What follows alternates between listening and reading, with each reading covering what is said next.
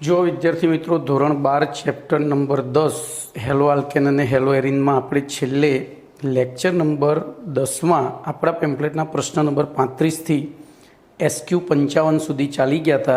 હવે એસક્યુ 55 માં 35 થી 37 સુધીના એલક્યુ અને પછી એસક્યુ 55 હતો।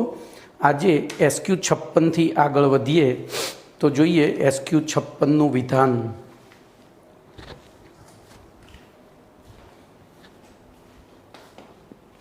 तो एसक्यू 56 एनु विधान कंईक आ रीतनु छे।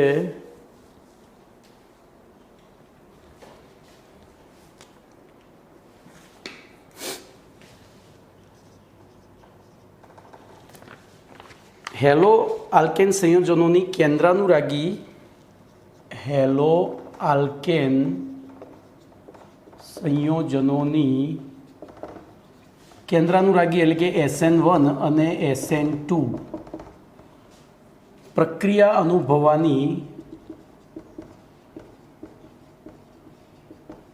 वृत्तिनो क्रम जणावो।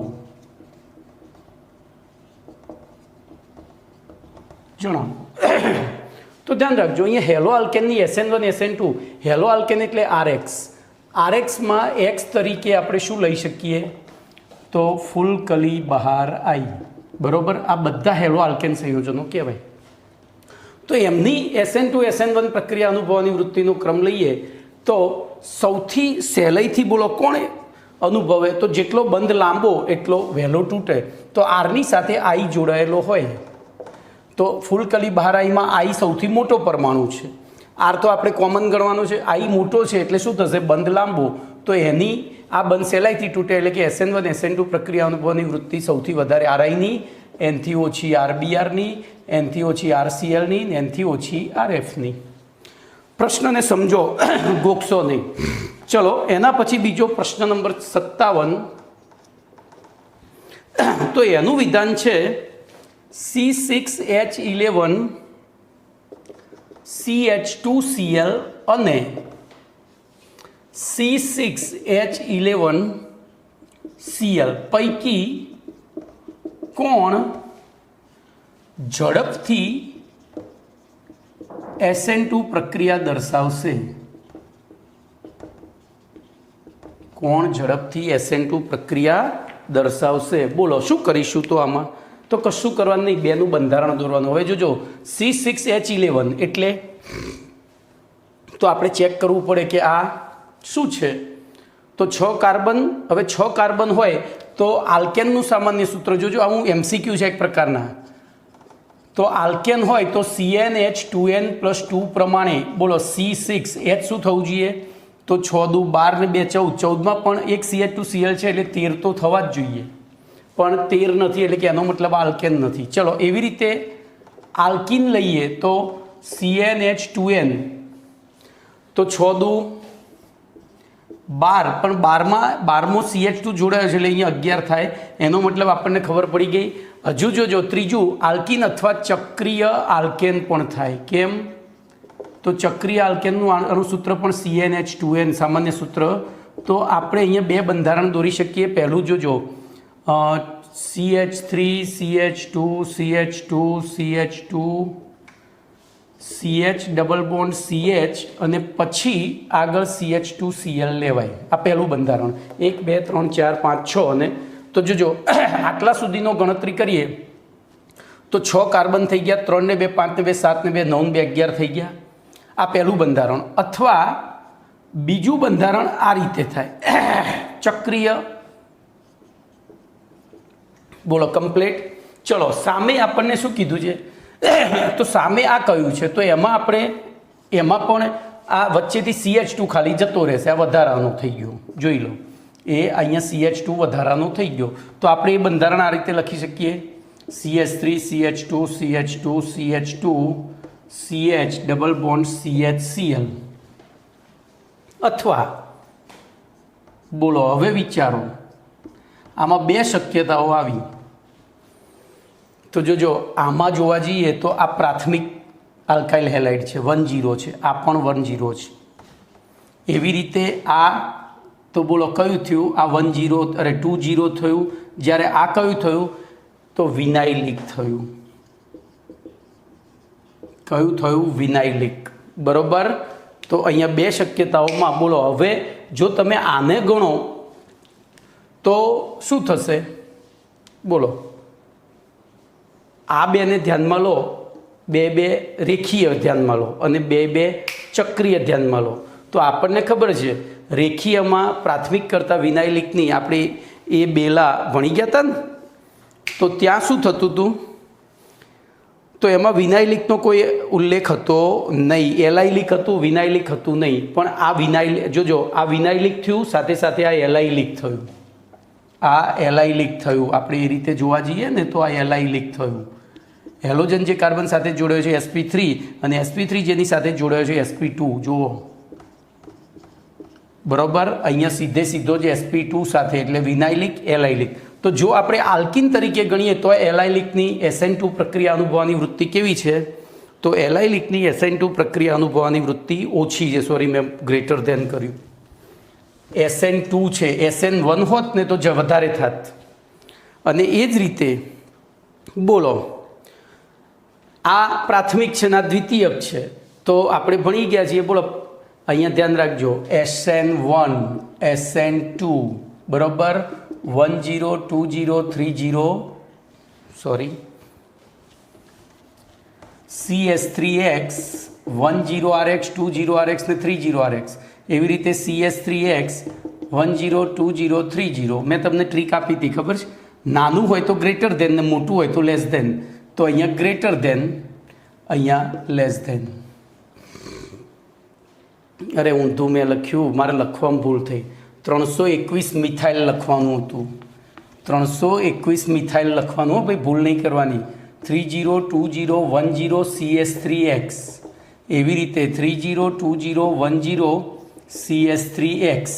અને એ પ્રમાણે જો SN1 હોય, 1 હોય તો નાની સંખ્યા છે એટલે ગ્રેટર ધેન, અને મોટી સંખ્યા હોત તો લેસ ધેન. તો બોલો SN2 પ્રક્રિયા અનુભવવાની વૃત્તિ આની વધારે છે. કોની? તો પ્રાથમિકની વધારે છે દ્વિતીયક કરતાં. તો આ દ્વિતીયક થયું હતું. જુઓ આ કેવું થયું હતું? દ્વિતીયક. તો પછી એવી પરિસ્થિતિમાં તો આમ થશે, પ્રાથમિકની વધારે, દ્વિતીયકની ઓછી. બોલો એલાઇલિક બેન્ઝાઇલિકમાં શું થશે?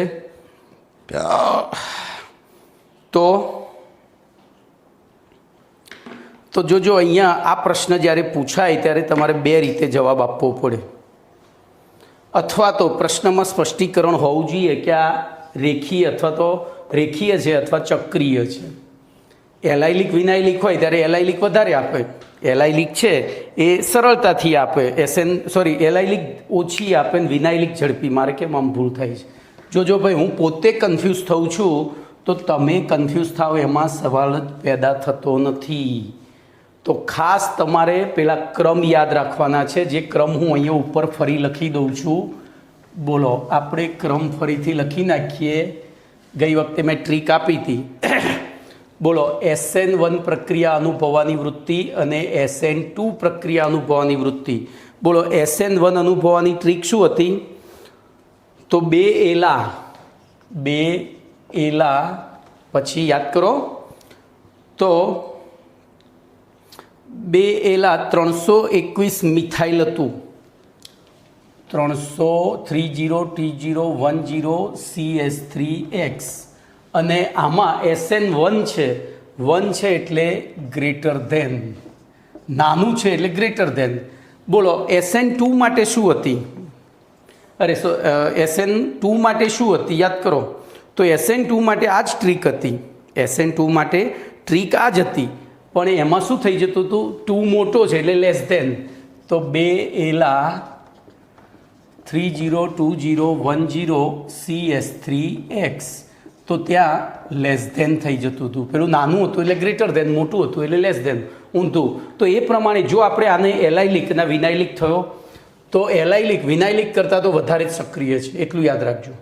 એનાઇલિક વિનાઇલિક કરતાં તો વધુ જ છે, એટલે એની તો બે રીતે જવાબ તમારો એક સરખો થાય. બોલો અહીંયા 1 0 SN2 અનુભવવાની વૃત્તિ, અહીંયા SN2 છે ને જવાબ. હા, તો SN2 માટે આપણે જોઈએ તો આર્યો પ્રાથમિક છે અને પેલો દ્વિતીયક છે.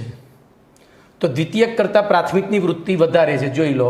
અને એલાયલિક વિનાયલિક લઈએ તો એલાયલિકની વધારે જ છે વિનાયલિક કરતાં. એટલે 2 જવાબ.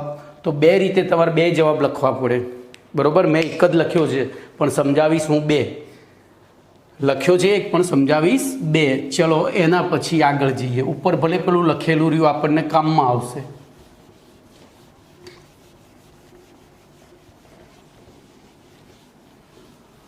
તો એના પછીનો પ્રશ્ન જોઈએ. પ્રશ્ન નંબર S58. હવે હું આખો પ્રશ્ન નહીં લખું, મારે જે જરૂર છે એટલું જ લખીશ. 1 ક્લોરોબ્યુટેન અને 1 આયોડોબ્યુટેન પૈકી કોણ SN2 પ્રક્રિયા ઝડપથી દર્શાવશે?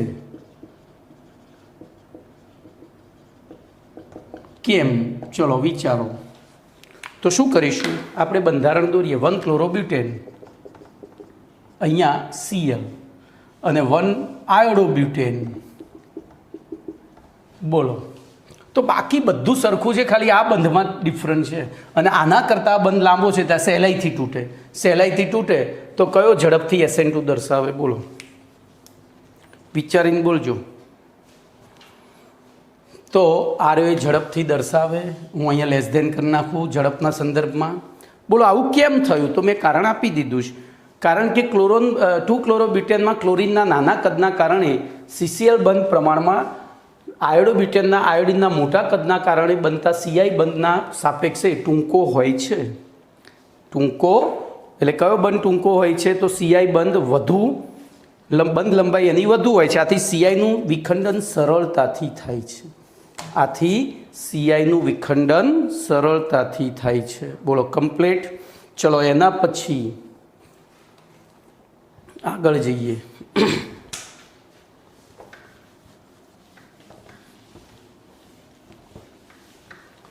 તો એના પછી પ્રશ્ન નંબર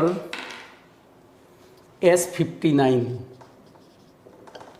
તો S59માં બ્રોમોબ્યુટેનના 4 સમઘટકો. બ્રોમોબ્યુટેનના 4 સમઘટકોની SN1 SN2 અને SN2 પ્રક્રિયા અનુભવવાની વૃત્તિનો ક્રમ જણાવો. તો સૌથી પહેલાં તો બ્રોમોબ્યુટેનના 4 સમઘટકો દોરવા પડે. બોલો, પહેલો 1 બ્રોમોબ્યુટેન, બરોબર, હું અહીંયા એ આપીશ. પછી બીજો તો 2 બ્રોમોબ્યુટેન દોરવા જ પડે ભાઈ, એ સિવાય તમે કશું જ ના કરી શકો. 2 બ્રોમોબ્યુટેન.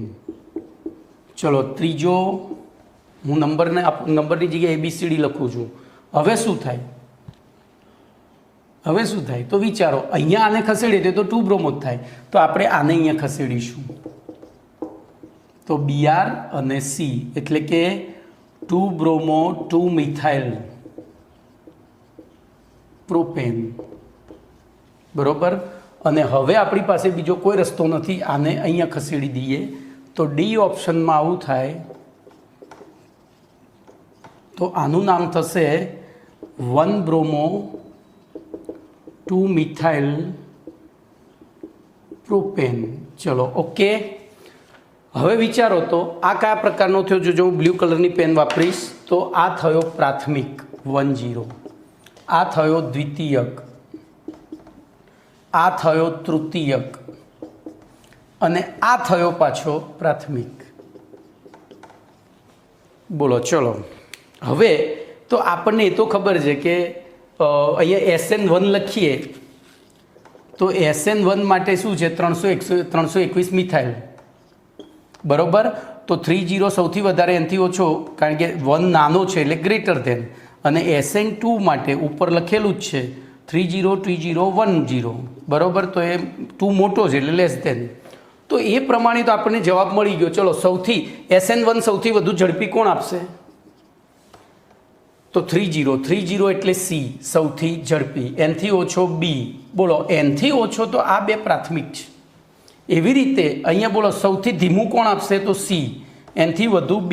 પછી પાછું ડખો ચડ્યો તો તો આ બેમાં વિચારો, બોલો આ બેમાં શું જોશો તમે, શું વિચારીને જવાબ આપશો? બોલો. તો I1 0 છે ને I1 0 છે. સોચો.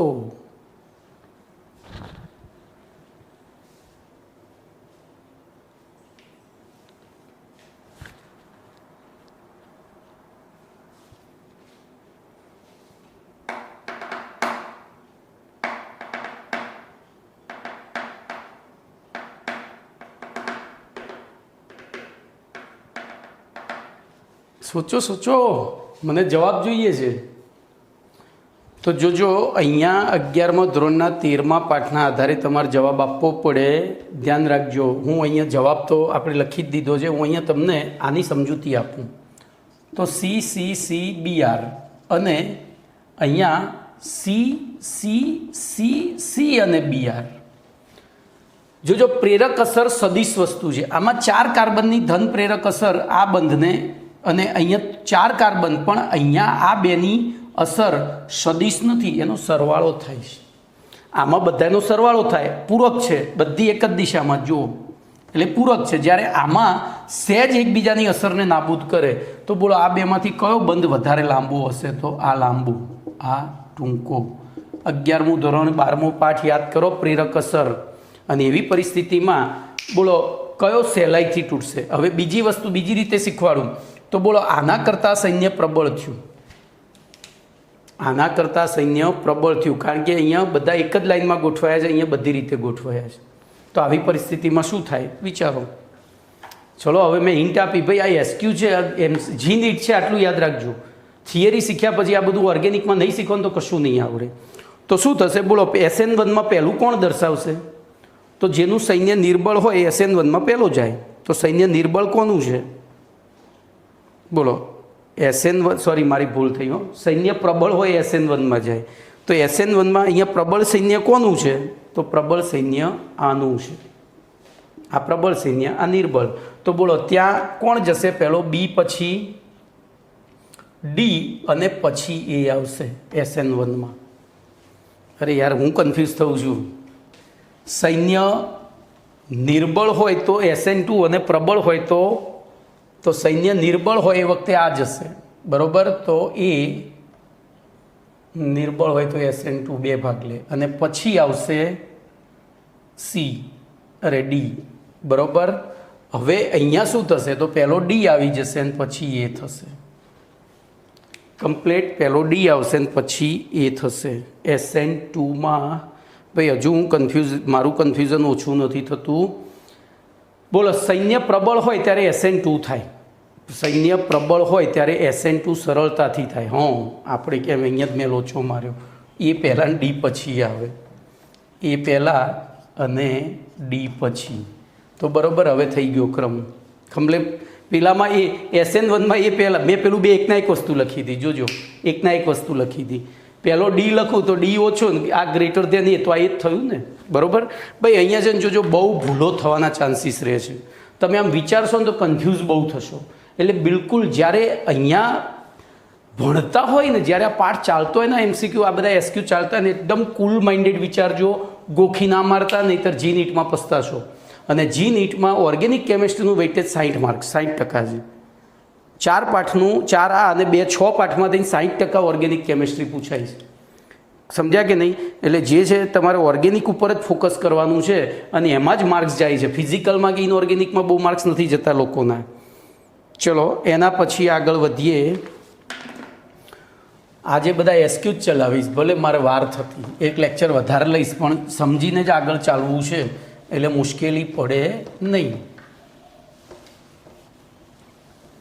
ચલો, એના પછી સેમ ક્વેશ્ચન છે બધાએ. બોલો S60 નંબરનો પ્રશ્ન. એમાં આપણને 4 સંયોજનો આપ્યા છે, C6H5CH2Br, આને હું એ કહીશ. પછી બીજું આપ્યું છે C6H5 ટ્વાઇસ CHBr. પછી સીમાં આપ્યું છે C6H5 CH3Br જોજો, અને ચોથું આપ્યું છે C6H5 ટ્વાઇસ CH3Br જોજો. મેં સરળ સ્વરૂપમાં અંદર જે આપ્યું છે એના કરતાં સીધું બંધારણ જ દર્શાવી દીધા. બોલો આમની SN1 SN2 પ્રક્રિયા અનુભવવાની વૃત્તિનો ક્રમ જોવાનો છે. તો આપણને ખબર છે SN1 અને SN2. બોલો SN1માં શું હતું? 2 એલા 321 મિથાઇલ, આમાં પણ 2 એલા 321 મિથાઇલ, બરોબર. હવે SN1 1 એટલે નાનો તો ગ્રેટર ધેન, અને 2 મોટો તો લેસ ધેન. કમ્પ્લીટ. હવે વિચારો, બોલો આ કયા પ્રકારનો છે? તો 1 0, આ પણ 1 0, સોરી આ જે કાર્બન સાથે જોડાયો છે અન્ય 2 કાર્બન સાથે છે એટલે 2 0, પછી આ પાછો 2 0 અને આ 3 0. આ જે કાર્બન સાથે જોડાયો છે એક CH3 2 C6H5 સાથે જોડાયો છે એટલે ચલો આપણે SN1નો ક્રમ લઈએ તો આ 2 તો મળી ગયા. ચલો 3 0 સૌથી વધારે અને 1 0, પણ આ 2માં નક્કી કરો તો જો આવું કન્ફ્યુઝન પેદા કરે તમને, તો આ 2માં વધુ અસરકારક કોણ? વિચારો, આ 2માં વધુ અસરકારક કોણ? તો એના માટે એના બંધારણ દોરવા પડે. જો હું બંધારણ દોરું છું તો બેન્ઝીન એટલે હું PH લખીશ, પછી CH, પછી ફરીથી PH અને Br. આનું બંધારણ થયું 2 PH CH અને Br. બોલો આનું દોરું તો PH CH CH3Br. હવે 11મું ધોરણ યાદ કરો. 11મું ધોરણ પૂરક અસરનો ક્રમ યાદ છે? પૂરક અસર યાદ રાખવાની મેં ટ્રીક આપી હતી, યાદ છે?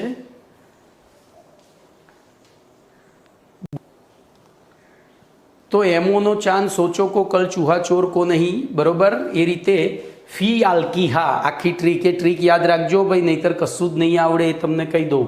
ફી આલ્કી, હા. તો બોલો 2 ફિનાઇલ ચક્રોની પૂરક અસર વધારે છે, આમાં એક ફિનાઇલ એક મિથાઇલ છે. હવે જો ફિનાઇલ છે ને એ આકર્ષક સમૂહ છે, ફિનાઇલ આકર્ષક સમૂહ છે, મારી ભૂલ થઈ, બરોબર. હાઇડ્રોજન અને ફિનાઇલ, આપણે હાઇડ્રોજન તો સરખા છે એટલે બહુ જરૂર નથી. તો ફિનાઇલ આકર્ષક સમૂહ છે. પૂરક સમૂહમાં 321 મિથાઇલ આવે એટલે કે તૃતીયક દ્વિતીયક અને પ્રાથમિક પેલા એ આવે, બરોબર. તો બોલો એવી પરિસ્થિતિમાં આ 2માંથી કયો બંધ લાંબો થશે?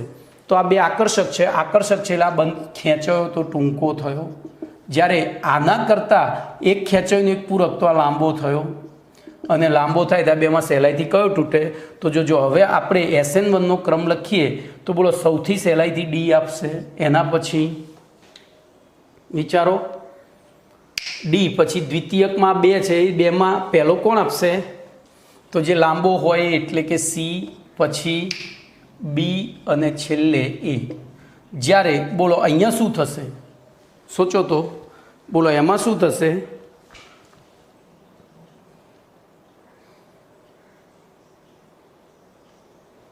બોલો.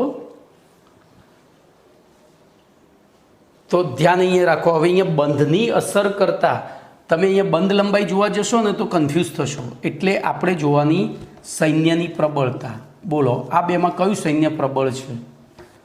વિચારો. ચલો સૈન્ય પ્રબળ હોય તો કઈ થાય, અને નિર્બળ હોય તો કઈ થાય? તો પ્રબળ હોય તો એક જ રાજા ભાગ લે, સૈન્ય પ્રબળ હોય તો એક જ રાજા ભાગ લે, કારણ કે નિર્બળ રાજા ભાગી જાય. અને સૈન્ય નિર્બળ હોય તો 2 રાજા ભાગ લે એટલે કે SN2, પેલામાં 1. તો બોલો અહીંયા આપણને એ તો ખબર પડી ગઈ કે D સૌથી વધારે. પછી બોલો આ 2માં સૈન્ય પ્રબળ કયું છે? તો RUA, આ મોટા સમૂહો છે, આ સાપેક્ષમાં નાનું તો B, પછી C અને પછી A. તો બોલો સૈન્ય નિર્બળ હોય ત્યારે કોણ? તો સૌથી પહેલો બોલો શું થશે? A સૌથી વધારે, પછી C, B અને D. તો આ રીતે તમારે જવાબ વિચારવાના છે. કમ્પ્લીટ. પૂરક અસરે ધ્યાનમાં લેવાની અને અવકાશી અવરોધક અસરે ધ્યાનમાં લેવાની છે. ઓર્ગેનિક એટલે જ અઘરું પડે છે, બીજું કંઈ નથી. આજે બધા SQ ચાલશે. ચલો એના પછી પ્રશ્ન નંબર S61.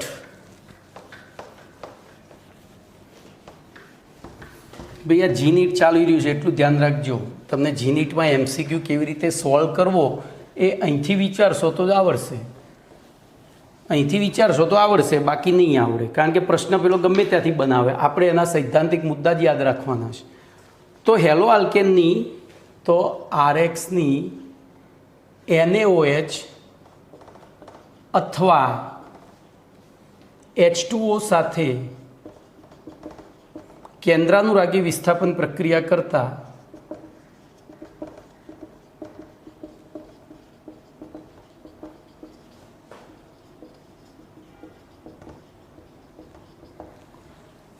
કઈ નિપજ મળે છે? ચલો જવાબ આપો. તો કશું જ કરવાનું નથી, પ્રશ્નમાં બધું કહી દીધું છે. પ્રશ્નમાં જ બધું કહ્યું છે. તમે બાર ફાંફા મારશો તો પહેલું આપણે RX પ્લસ NaOH લઈએ અને બીજામાં RX પ્લસ HOH લઈએ. ચલો, મેં તમને 11મા ધોરણમાં એક સિસ્ટમ શીખવાડી હતી, યાદ કરો.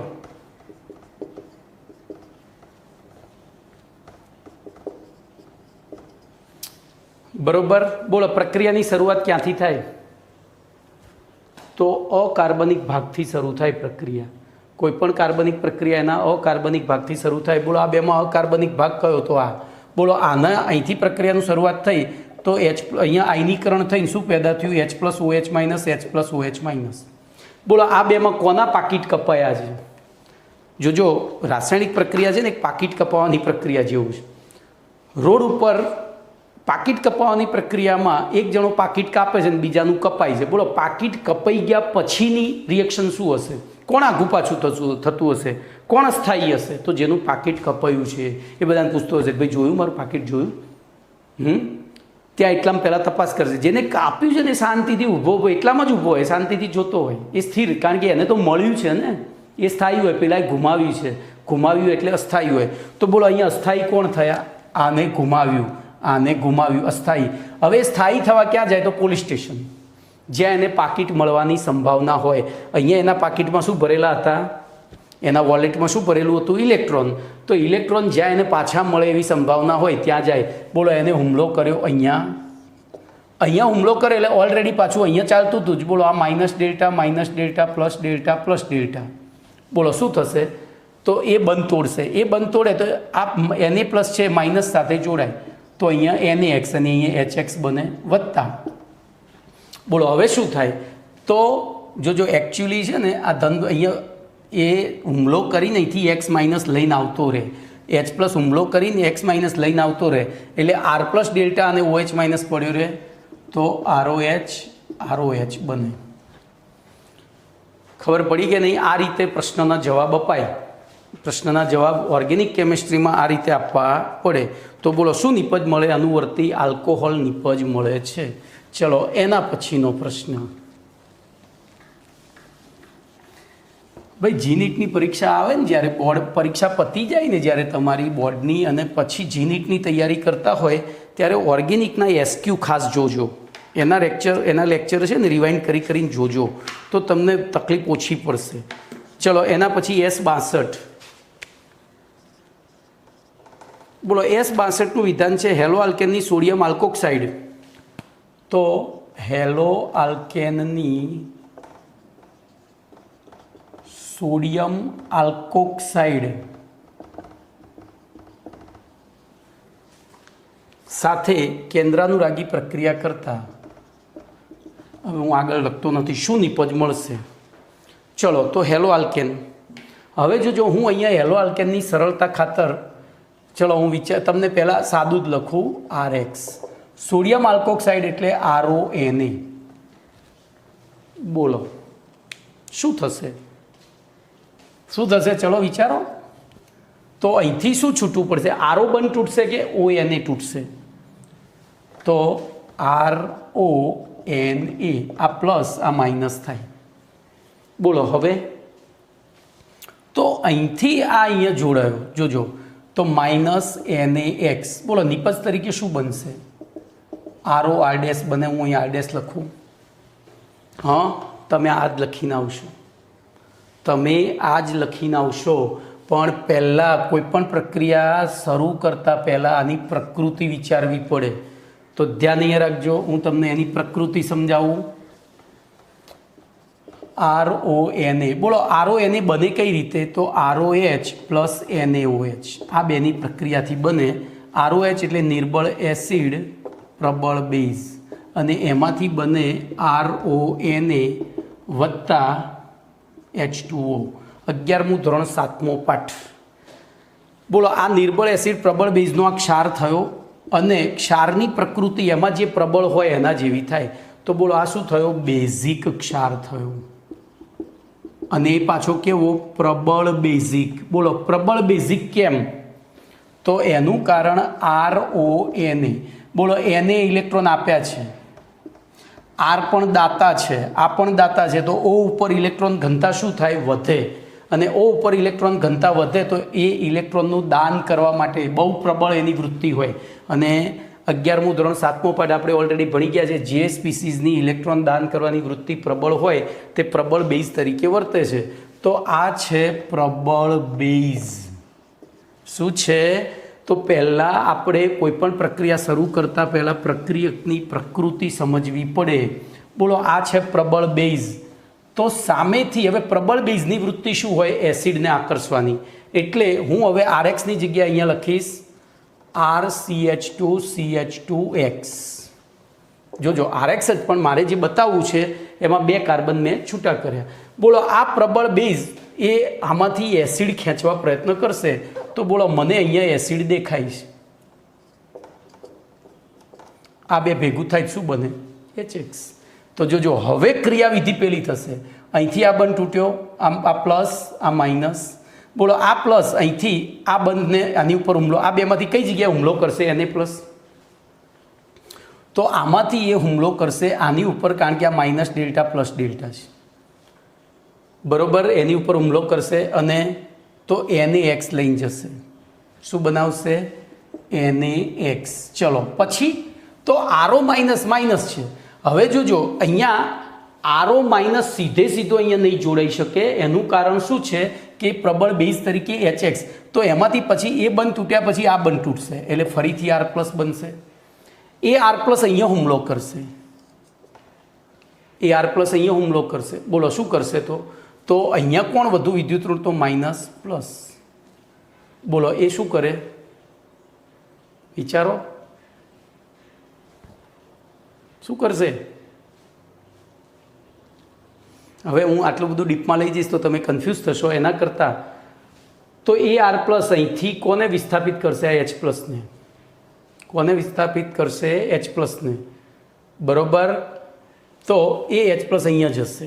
ધ્યાન રાખજો. તો અહીંયા હવે શું થયું? તો આ બેની સંયોજકતાઓ મુક્ત રહી, એટલે આપણને નિપજ તરીકે RCH પ્લસ માઇનસ ડેલ્ટા અને CH2 સોરી માઇનસ અને આ પ્લસ, તો આ બંને વચ્ચે બંધ બની RCH double bond CH2 alkyne બનશે. અને અહીંથી બોલો પેલો RH શું કરશે?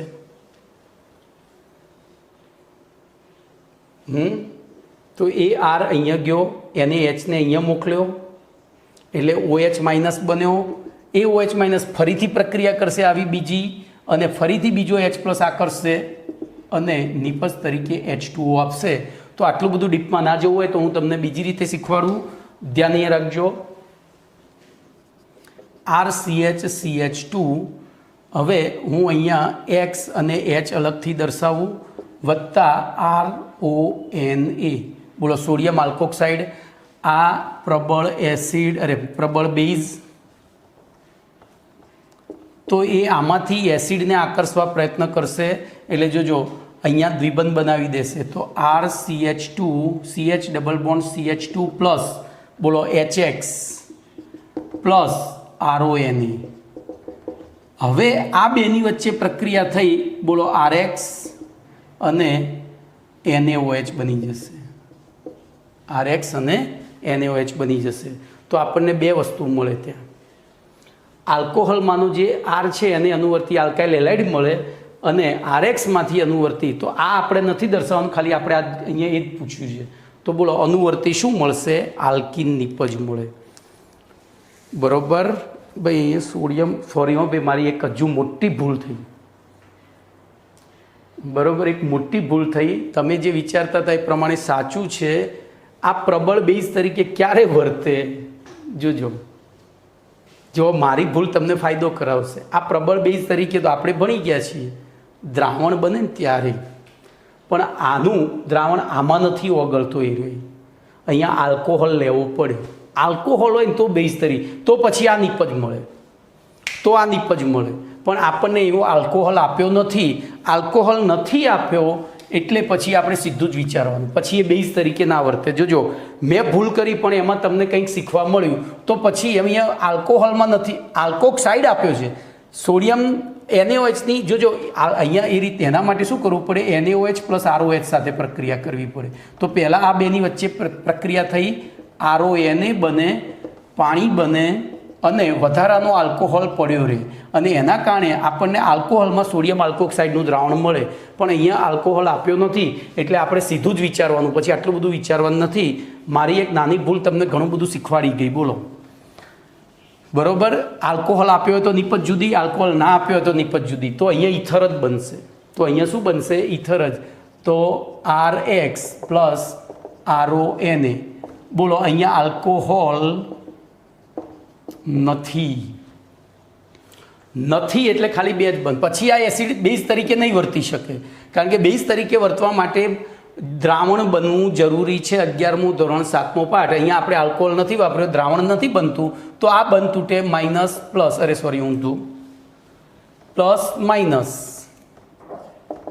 અને આ તૂટે તો માઇનસ પ્લસ એકબીજાથી વિરુદ્ધ વીજભાર તરફ આકર્ષાઈ ROR' હું આને R' કરી દઉં બરોબર અને NaX બની જાય પણ જો આમાં આલ્કોહોલ હોત બોલો આમાં આ પ્રક્રિયા આગળ આવશે જ ભણવામાં આલ્કોહોલ હોય તો શું બને તો આ બને એટલે કે અનુવર્તી આલ્કીન બને બોલો કમ્પ્લીટ ચલો એના પછી હેલો આલ્કેનની સોડિયમ આયોડાઇડ સાથે કેન્દ્રાનુરાગી વિસ્થાપન પ્રક્રિયા હવે જો હું બધું નહીં લખું નહીંતર આમાં બહુ સમય જશે હું શોર્ટમાં પ્રશ્નને શોર્ટમાં સીધો જવાબ સ્વરૂપે જ લખીશ આપણે એને સીધું કન્વર્ઝન પ્રશ્ન નથી લખતો પ્રશ્ન તમારે પેમ્પલેટ લઈને બેસવાનું એટલે ખબર પડી જાય બોલો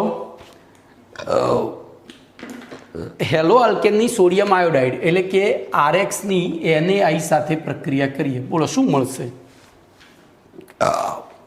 તો હવે મારે કંઈ કહેવાનું રહેતું જ નથી ને અહીંથી પ્રક્રિયાની શરૂઆત થાય આ માઇનસ આ પ્લસ બોલો આને હુમલો કર્યો આ ઇલેક્ટ્રોન યુગમાં અહીંયા ગયું આ માઇનસ આ પ્લસ તો એકબીજાથી વિરુદ્ધ વીજભાર આ અહીંયા આકર્ષાયો અને આ અહીંયા આકર્ષાયો હંમેશા જોજો એરો છે ને ધનથી ઋણ ઋણથી ધન જ દર્શાવાય આ હુમલાનું આ પહેલો એરો છે હુમલાનો છે બંધ તરફ એ હુમલો થયો એટલે આ ઇલેક્ટ્રોન યુગમાં અહીંયા જ ગયું ત્યાંથી પછી એ ઋણ અહીંથી અહીંયા આકર્ષાયો આ ઋણ અહીંથી અહીંયા આકર્ષાયો બોલો નિપજ તરીકે શું બન્યું RI વત્તા NaX ખબર પડી આ પ્રક્રિયા ઓલરેડી આપણે ભણી ગયા છીએ અહીંયા એસિટોન વાપરવો પડે યાદ છે ફ્રિંકલ સ્ટેઇન પ્રક્રિયા જો એસિટોન ન વાપરો તો આ પ્રક્રિયા ના થાય સ્વાર્ઝ પ્રક્રિયા ફ્લોરાઇડ માટે અને ફ્રિંકલ સ્ટેઇન પ્રક્રિયા આલ્કાઇલ આયોડાઇડની બનાવવા માટે ભણી ગયા છીએ ઓલરેડી ચલો એના પછી આમ તરત યાદ આવવું જોઈએ ચલો એના પછી 64મો પ્રશ્ન હેલો આલ્કેનની એમોનિયા સાથે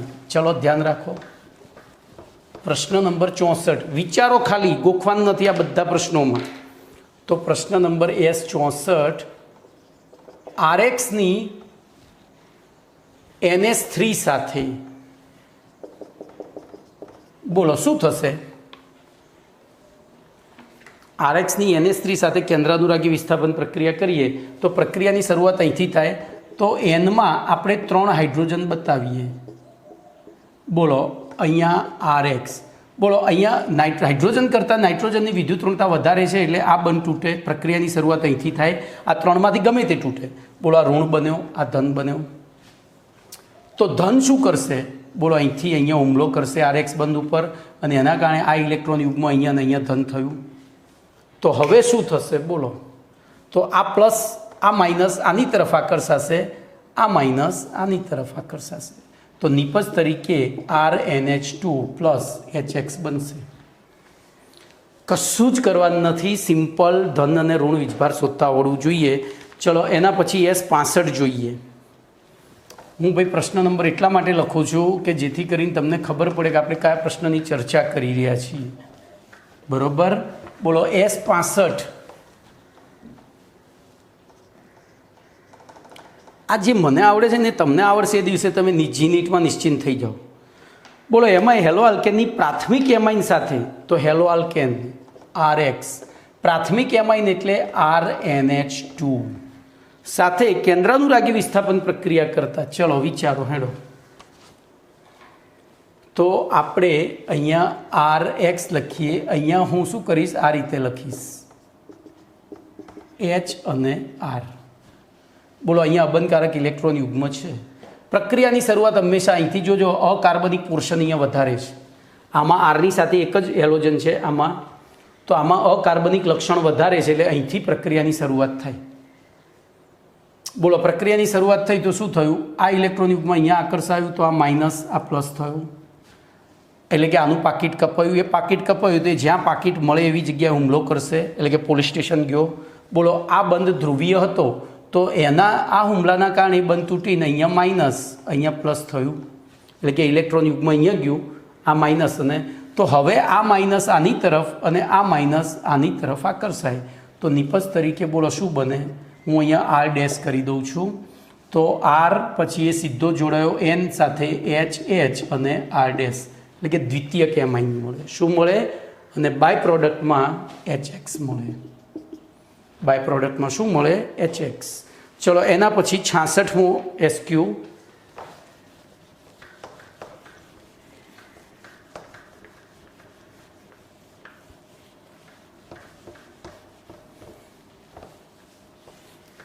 ભાઈ આ બધા SQ સમજી વિચારીને બનાવેલા છે એટલે તમને બહુ જ ફાયદો થશે.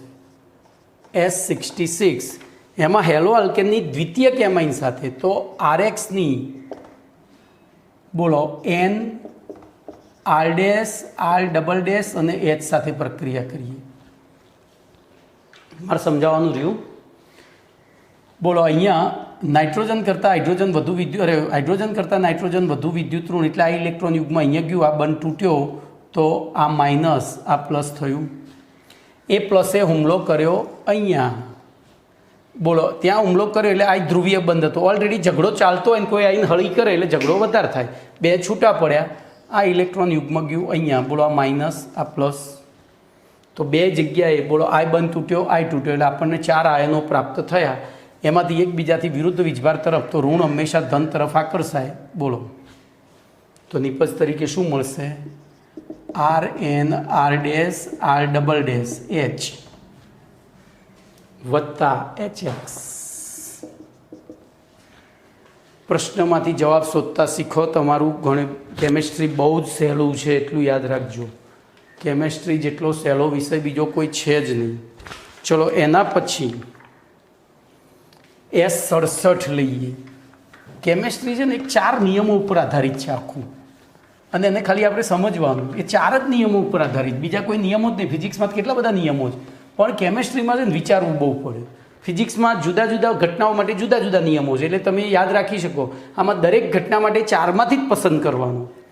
ચલો S67, તો એમાં હેલો આલ્કેનની પોટેશિયમ સાયનાઇડ સાથે RXની KCN સાથે, ધ્યાન રાખજો આખું બંધારણ દોરવાનું, KC ટ્રિપલ બોન્ડ N સાથે. બોલો શું થશે, તો અહીંયા ઇથેનોલીય KCN લેવો પડે. આ તમને અત્યારથી કહી દઉં, આગળ આ જ વસ્તુ ભણવાની આવશે જ. બોલો અહીંયા દ્રાવક તરીકે ઇથેનોલ લેવો પડે. બોલો આમાં પ્રક્રિયાની શરૂઆત તો અહીંથી થશે. આ બેમાંથી કયો બંધ તૂટશે, તો જો આ સહસંયોજક બંધ છે. કાર્બન અને નાઇટ્રોજન બંને અધાતુ. અધાતુ વચ્ચે હંમેશા ભાગીદારી થાય. આ ધાતુ અને અધાતુ આયનીય, તો આયનીય બંધ જો દ્રાવક લીધો, સરળતાથી તૂટ્યો. ઇલેક્ટ્રોન યુગમાં અહીંયા ગયું, આ માઇનસ, આ પ્લસ થયું. આ પ્લસે હુમલો આ બંધ ઉપર કર્યો. બોલો આ ઇલેક્ટ્રોન યુગમાં, એટલે આ રીતે બંધ તૂટ્યો, તો આ માઇનસ, આ પ્લસ થયો. હવે શું થશે, તો આ માઇનસ અહીંયા આકર્ષાશે અને આ માઇનસ અહીંયા આકર્ષાશે. બોલો નિપજ તરીકે શું થયું, તો RC ટ્રિપલ બોન્ડ N વત્તા KX. તો અનુવર્તી આલ્કાઇલ સાયનાઇડ મળે. શું મળે? અનુવર્તી આલ્કાઇલ સાયનાઇડ. ચલો આ જ વસ્તુ હવે ધ્યાન રાખજો, મસ્ત પ્રશ્ન છે 68. અહીંયા આ જે ભણી રહ્યા છો ને આવતીકાલ ફરી ભણવાનું છે. આ બધું મેં એસક્યુ સ્વરૂપે સમજાવ્યું, હવે એના કારણો સહિત આખું ડિટેલમાં જોવાનું છે. તો એના પછી S68 જે છે સિલ્વર હેલો આલ્કેનની સિલ્વર સાયનાઇડ સાથે, તો RXની સિલ્વર સાયનાઇડ એટલે AgC ટ્રિપલ બોન્ડ N સાથે અહીંયા પણ ઇથેનોલ લેવો પડે. બોલો હેડો હવે શું થશે?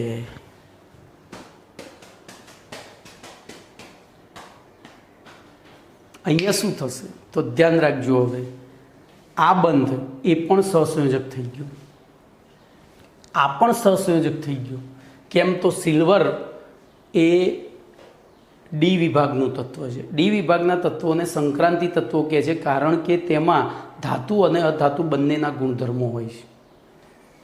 બરોબર. અને વળી એમાં ડી કક્ષકો ઇલેક્ટ્રોનમાં ભાગ લે, જે કેન્દ્રની વધુ નજીક જાય એટલે બંધ મજબૂત હોય. જોજો, ભણી ગયા છો ને? ભણી ગયા છો ને? આપણે હમણાં જ ભણી ગયા સવર્ગ સંયોજનો. એમાં શું થાય?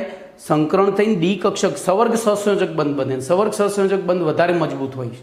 એટલે બોલો આ બંધ સહેલાઈથી તૂટશે નહીં. તો અહીંયા કયો તૂટશે? બોલો હવે શું થશે? વિચારવા જેવું છે. તો ધ્યાન એ રાખજો, આ બંધ તો ના જ તૂટે, પણ આય ના તૂટે. હવે માધ્યમ લઈએ ત્યારે આ આયનીકરણ પામે, આયનીકરણ પામે, પણ આયનીકરણમાં આની વિદ્યુત ઋણતા પેલા કે કરતાં વધારે હતી. કે કરતાં આની વિદ્યુત ઋણતા વધારે છે એટલે શું થશે? બોલો શું થશે? તો આ માઇનસના પ્લસ બનશે. સમજો, બહુ વિચિત્ર ઘટના છે. થાય આવું? તો એવું આપણે વિચારવાનું નથી. અહીંયા આ પ્લસ ને માઇનસ જ થાય, પણ અહીંયા ઇલેક્ટ્રોન ઘનતા ઓછી હોય. કેમ? બોલો. કે હોત તો કેને તો દાન જ કર્યું હતું, આને તો પાછા ખેંચ્યા છે, આપીને પાછા ખેંચ્યા છે. બરોબર. એટલે અહીંયા જો કે હોત તો સી ઉપર ઇલેક્ટ્રોન ઘનતા કેવી હોત? વધુ. પણ અહીંયા ઓછી છે. સામે અહીંયા પણ ઇલેક્ટ્રોન તો છે જ નાઇટ્રોજન ઉપર. તો અહીંથી જ્યારે આ એજી અહીંયા હુમલો કરશે એટલે બોલો આ માઇનસ આ પ્લસ થાય.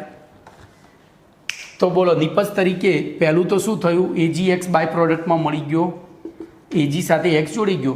પણ હવે પ્રશ્ન એ છે કે અહીંયા ઇલેક્ટ્રોન ઘનતા ઓછી છે, અહીંયા વધુ છે. તો આ R પ્લસ ક્યાં જોડાશે? તો અહીંયા જોડાશે. એટલે કે RN ટ્રિપલ બોન્ડ C બનશે, આઇસોસાયનાઇડ બનશે. ખબર પડી? જોજો આ બધું વિચારવાનું છે. અહીંયા ઇલેક્ટ્રોન ઘનતા આના અધાત્વીય લક્ષણના કારણે ઇલેક્ટ્રોન આ તરફ આકર્ષાય એટલે આ કાર્બન ઉપર ઇલેક્ટ્રોન ઘનતા ઓછી. કેસીએનમાં સી પર ઇલેક્ટ્રોન ઘનતા વધારે, એટલે કેસીએન વાપરીએ ત્યારે સી જે ઇલેક્ટ્રોન ઘનતા વધારે હોય ધન તરફ આકર્ષાય. પેલામાં ઇલેક્ટ્રોન ઘનતા ઓછી છે એટલે તો કેસીએન વાપર્યો એટલે સી આકર્ષાયો તો સી જોડાયો. તો પણ એજીસીએનમાં અહીંયા ઘનતા ઘટી એટલે વધુ ઘનતાવાળો જોડાયો. બોલો કમ્પ્લેટ. ચલો એના પછી 69.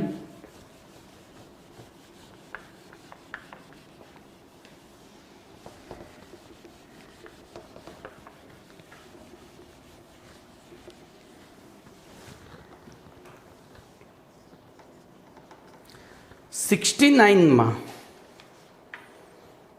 બોલો હેલો આલ્કેનની પોટેશિયમ નાઇટ્રાઇટ સાથે. તો હેલો આલ્કેન બોલો પોટેશિયમ નાઇટ્રાઇટ એટલે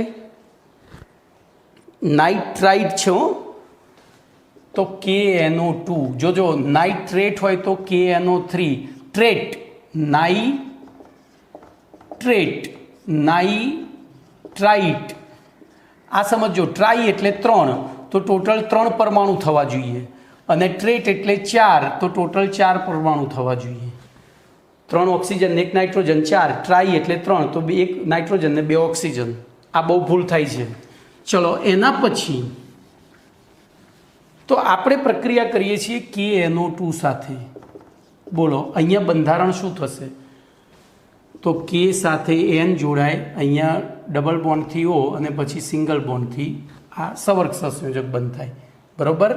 અહીંયા નાઇટ્રોજન પાસે ટોટલ 5 ઇલેક્ટ્રોન હતા, તો I ડબલ બોન્ડથી જ બની જશે, એક સવર્ગ સહસંયોજક બંધ બને એમ. એ આપણે આને સવર્ગ સહસંયોજક બંધ બતાવીએ. બોલો આવી પરિસ્થિતિમાં શું થશે? આવી પરિસ્થિતિમાં શું થશે? KNO2 તો પોટેશિયમ નાઇટ્રાઇડ સાથે જ્યારે એની કેન્દ્રાનુરાગી વિસ્થાપન પ્રક્રિયા કરવામાં આવે ત્યારે બોલો આ બંધ તૂટ્યો, એટલે આ માઇનસ આ પ્લસ થયો, પણ આના કરતાં વધુ વિદ્યુત ઋણ છે એટલે માઇનસ અહીંયા જતો રહ્યો અને પ્લસ અહીંયા આવી ગયો. સમજ્યા? માઇનસ ત્યાં જતો રહ્યો એટલે બોલો હવે હું બધું નહીં કરું, આ KX લઈને જતો રહ્યો તો માઇનસ KX.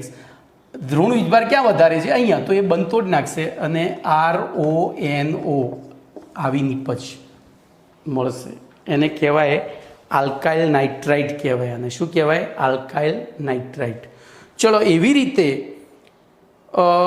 સિલ્વર નાઇટ્રેટ સાથે જો હું એમના એમ રહેવા દઈને કરું RX પ્લસ AgNO2, બોલો સિલ્વર નાઇટ્રાઇટ સાથે પ્રક્રિયા કરું તો શું થાય?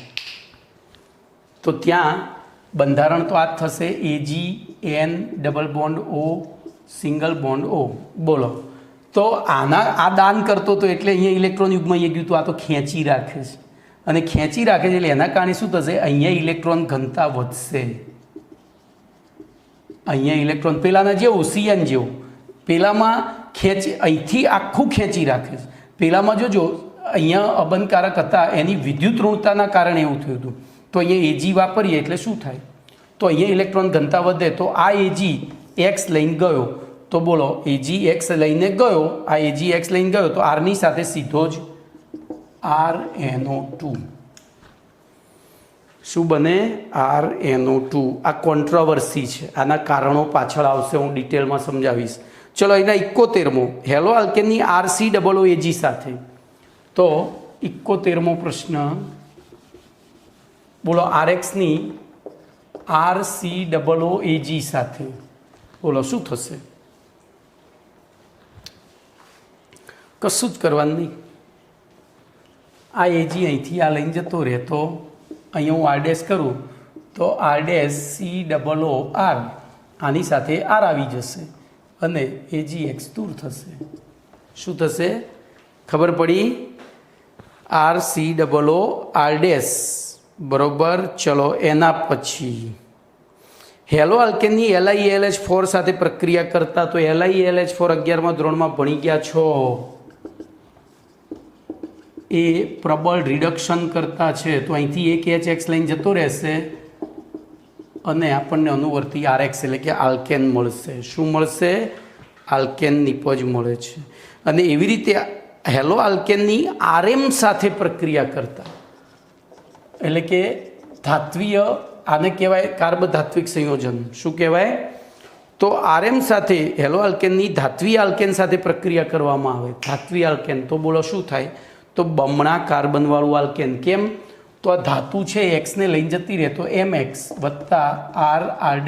અહીંયા જો R સરખા હોય તો બમણા કાર્બનવાળું અને જુદા જુદા હોય તો બેના સરવાળો થાય એટલું. બરાબર.